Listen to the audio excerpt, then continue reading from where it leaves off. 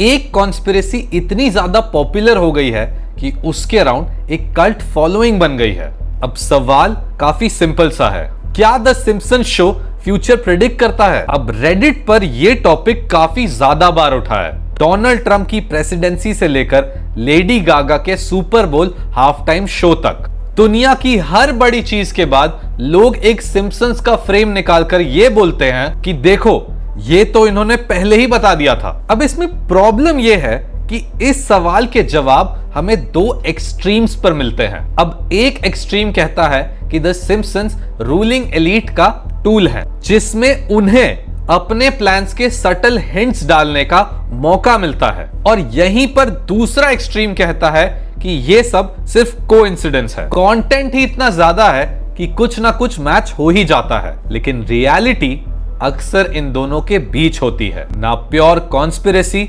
ना pure coincidence, बल्कि कुछ ऐसा जो राइटिंग, कल्चर और ट्रेंड स्पॉटिंग के बीच का सच बताता है। द सिम्पसन्स टेलीविजन हिस्ट्री के सबसे लंबे रनिंग शोज में से एक है। 700 से भी ज्यादा एपिसोड्स, 1,20,000 से भी ज्यादा जोक्स, जो कि एवरेज आ जाता है 8.5 जोक्स पर मिनट के आसपास। जब इतने सारे जोक्स और प्लॉट डिवाइसेस लिखे जाते हैं तो स्टैटिस्टिकली कुछ मोमेंट्स फ्यूचर के रियल इवेंट से मिल जाते हैं। इसी लॉजिक की वजह से स्टार ट्रेक वाले सिम्पसन्स के एपिसोड में हमें फ्लिप फोन्स, वीडियो कॉल्स और फ्लैट स्क्रीन जैसी चीजें पहले ही दिख गई, जो बाद में रियलिटी बन गई। अब नंबर्स गेम का आर्गुमेंट ये कहता है कि इतना ज्यादा आउटपुट हो तो हिट्स आने ही आने हैं, पर डिफरेंस तब समझ आता है जब सिम्पसन्स के हिट्स सरफेस लेवल गैजेट से आगे बढ़कर political shifts, corporate takeovers, scientific breakthroughs और कल्चरल फ्लैश पॉइंट्स को छू लेते हैं। अब यहां पर बहुत सारी चीजों के बीच में ओवरलैप मिलता है, जो शायद सिर्फ नंबर्स की वजह से नहीं आ सकता, लेकिन सिम्पसन्स और नंबर्स के बीच में कुछ होने की वजह से आ सकता है। इसीलिए लोग कहते हैं कि प्लेन प्रोबेबिलिटी से हर एग्जाम्पल एक्सप्लेन नहीं होता। कुछ चीजें ज्यादा स्पेसिफिक और ज्यादा इलैबोरेट लगती हैं, जिनको देखकर ये नंबर्स वाला गेम हाफ आंसर लगता है। सबसे ज्यादा हैरान करने वाले एग्जाम्पल्स में से 1998 वाला सीन टॉप पर आता है।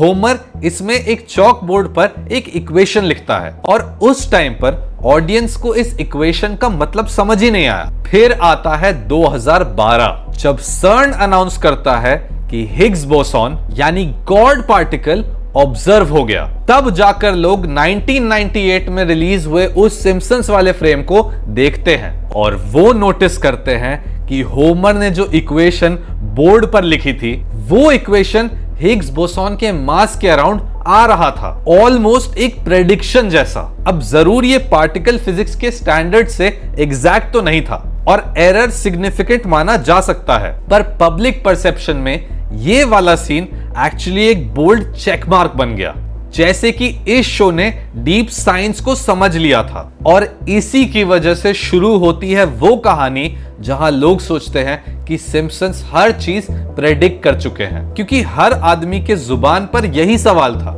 एक सिंपल से कार्टून का जोक कैसे इतने ज्यादा फंडामेंटल डिस्कवरी के इतने क्लोज आ सकता है। और यहीं से डिस्कशन प्रोबेबिलिटी से आगे बढ़कर राइटर्स के प्रोसेस, उनके फंडामेंटल्स और उनके इंटेंट पर शिफ्ट हो जाती है।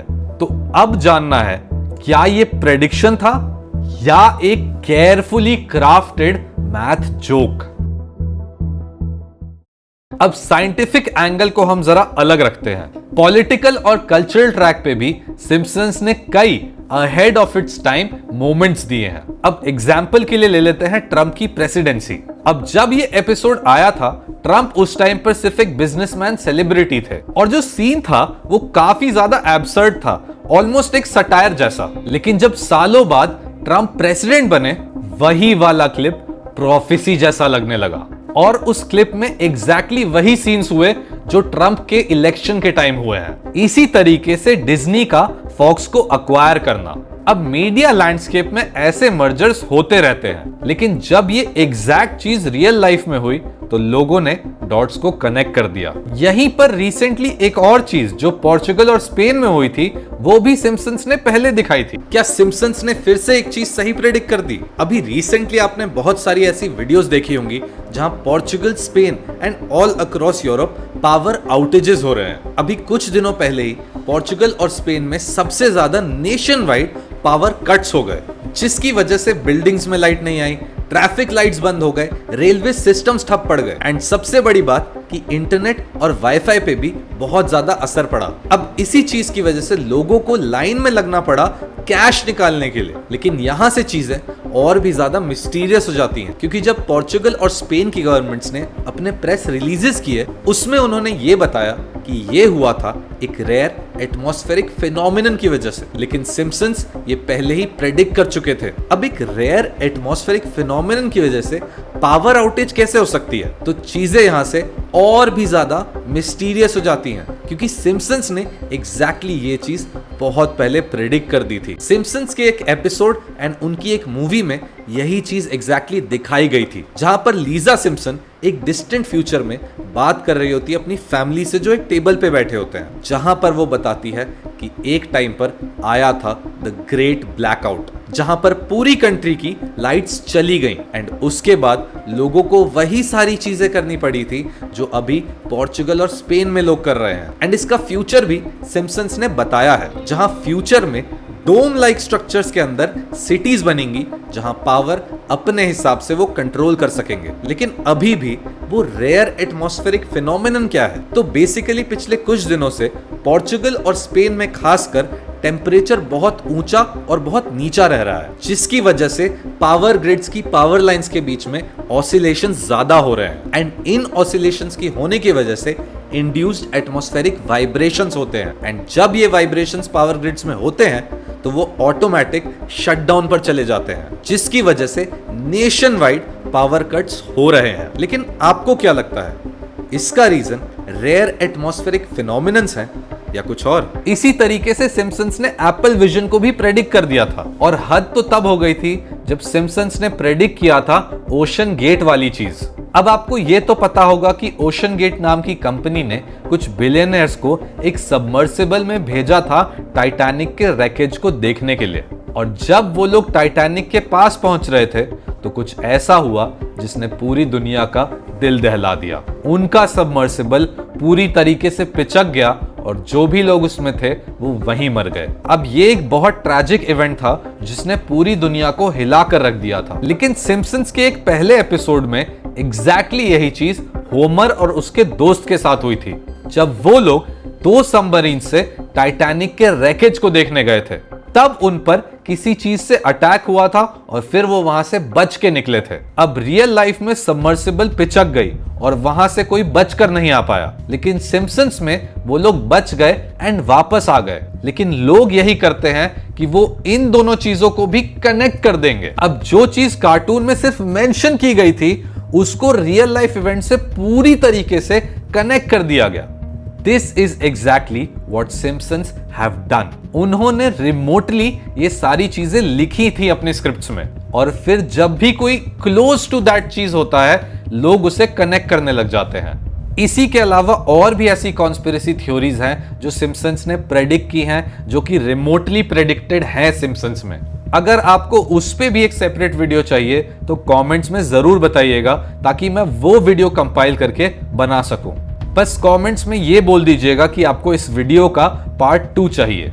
अब हम फाइनली वो क्वेश्चन आंसर करने वाले हैं जो इस वीडियो का मोटिव था। क्या सिम्पसन्स सही में फ्यूचर प्रेडिक्ट करते हैं? इस पूरी कहानी का सेंट्रल थ्रेड है इनके राइटर्स की क्वालिटी। सिम्पसन्स के काफी राइटर्स ट्रेडिशनली कॉमेडी के साथ साथ साइंस, मैथमेटिक्स, कंप्यूटर साइंस जैसे रिगोरस डिसिप्लिन से आए हैं। अब for example David x Cohen, उनका बैकग्राउंड फिजिक्स और सीएस का है, जिन्होंने रियल एकेडमिक्स से कंसल्ट करके वो होमर का ब्लैक बोर्ड वाला सीन बनाया था। और इसके अलावा उन्होंने बहुत सारे और equations throughout the Simpsons series लिखे हैं जो अकेडमिकली कंसल्ट करके आए हैं। मतलब जब स्क्रीन पर कोई कॉम्प्लेक्स फॉर्मूला या सटल साइंटिफिक पॉइंटर आता है वो रैंडम ग्रीक सिंबल्स का सैलेड नहीं होता जैसे बाकी कार्टून्स में करते हैं। उसके बिहाइंड द सीन्स में real science, real mathematics, plausible constants का यूज होता है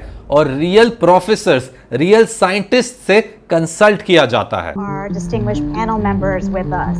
They are award-winning writers and producers of The Simpsons. Our panelists also hold an impressive array of degrees in mathematics, computer science, and philosophy, among others. The thing is, you could assemble a panel of other kinds of nerds from The Simpsons as well. Like there are millions of jokes about the presidents of the United States. For example, I'm looking at Patrick Verone, who's a presidential scholar. But really, there's a lot of people with different interests, and they're all trying to cram all this stuff. यही reason है कि जब हमारा real world किसी similar direction में move करता है, show के वही वाले जोक्स एक्चुअली प्रेडिक्शंस बन जाते हैं। राइटर्स की एजुकेशन उन्हें ये रियल वर्ल्ड सिग्नल्स देखने में मदद करती है, जिससे उन्हें एक इंडिकेशन होता है कि रियल वर्ल्ड आगे किस डायरेक्शन में शायद जा सकती है, तो वो हर डायरेक्शन का कुछ ना कुछ बना देते हैं और इसी मिक्स का रिजल्ट होता है इन्फॉर्म्ड ह्यूमर। जोक्स जो फनी भी हो और एक्चुअली रियल वर्ल्ड से रिलेट भी करते हो। जब एक लिमिटेड एग्जैजुरेशन को टाइम दिया जाता है, वो कभी कभी रियलिटी के साथ ओवरलैप कर देता है। यहां प्रेडिक्टिव मैजिक नहीं, बल्कि पैटर्न लिटरेसी और नॉलेज ड्रिवन सटायर का स्किल होता है। तो क्या सिम्पसन्स एक सीक्रेट टाइम मशीन है? नहीं। क्या ये डीप स्टेट का एक बड़ा सा सीक्रेट प्रोजेक्ट है? बिल्कुल भी नहीं। असली और फाइनल एक्सप्लेनेशन एक्चुअली दो पिलर्स पर टिकती है। पहला है बहुत ज्यादा वॉल्यूम, हंड्रेड्स ऑफ एपिसोड, लाखों से ज्यादा जोक्स, तो स्टैटिस्टिकली कुछ ना कुछ मैचेस तो एक्चुअली इनएविटेबल हैं। और दूसरा पिलर है राइटर्स की इंटेलिजेंस और उनका ट्रेंड को समझने का आइडिया। एक academically strong, scientifically proven, real world को समझने वाली टीम इतनी अच्छी चीजें बनाएगी ही। और जब ये दोनों पिलर्स कंबाइन हो जाते हैं, which means high output plus high literacy, तब जाकर वो फ्रेम्स बनते हैं जो एक्चुअली आज के न्यूज में फेमस होते हैं और रियल वर्ल्ड के साथ कोइंसाइड कर जाते हैं। इसलिए अगली बार जब भी आप सिम्पसन्स का कोई फनी सीन देखें, ये याद जरूर रखिएगा कि ये सिर्फ कार्टून नहीं है, और हां, कभी कभी ये मिरर एक्चुअली फ्यूचर की हल्की हल्की सी झलकियां दिखाई देता है। तो प्रेडिक्शन कम और परसेप्शन ज्यादा, इसी में शो का एक्चुअल जीनियस छुपा है।